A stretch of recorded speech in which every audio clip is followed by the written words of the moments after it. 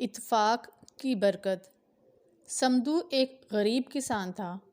اس کے پاس صرف 2 بیل تھے۔ انہی کو ہل میں جوتتا اور کنویں میں جوڑتا تھا۔ کام کرتے تھک جاتا تو بیلوں کو تھان پر باندھ کر لمبی تان کر سو جاتا۔ نہ وقت پر پانی پلاتا، نہ پیٹ بھر کر چارہ کھلاتا۔ دونوں بیل دن بدن لاغر ہوتے جا رہے تھے، مگر سمدو کو پرواہ نہ تھی۔ ایک رات بیلوں نے سوچا کہ یہاں رہے تو سوکھ سوکھ کر مر جائیں گے، بہتر ہے کہ سمدو کو چھوڑیں اور جنگل سے رشتہ جوڑیں۔ چنانچہ انہوں نے دانتوں سے اپنے اپنے رسے کاٹے اور چپ چاپ جنگل کی راہ لی۔ جنگل کی آزاد فضا اور گھاس کی کثرت دیکھ کر خوش ہو گئے اور خوب پیٹ بھر کر کھایا اور پاؤں پھیلا کر سو رہے۔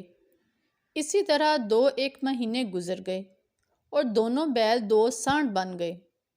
ان کے لیے ہر دن عید اور ہر رات شب برات تھی۔ ایک دن ایک بھولا بھٹکا شیر ادھر نکل آیا۔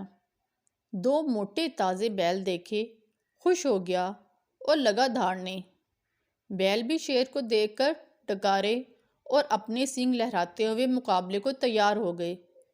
شیر جست لگاتا تو دونوں بیل اسے سینگوں پر لیتے۔ بہت دیر تک لڑائی ہوتی رہی۔ آخر شیر کا سارا جسم زخمی ہو گیا اور بال بال سے خون رسنے لگا۔ اس نے مقابلہ چھوڑا اور چپ چاپ ایک طرف کو کھسک گیا۔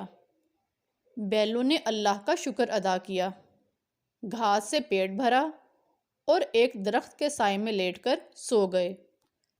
اگلے دن آنکھ کھلی تو بدن کو جھڑجھڑا کر اٹھے۔ اپنے سینگوں کی تعریف کی کہ اللہ نے کیسا اچھا ہتھیار دیا ہے کہ شیر کو اپنی شیری ہی بھول گئی، اب کہیں پڑا سسک رہا ہوگا۔ اگر ہم میں اتفاق نہ ہوتا اور دونوں مل کر مقابلہ نہ کرتے تو شیر ایک ایک کی بوٹی توڑ کر کھا جاتا۔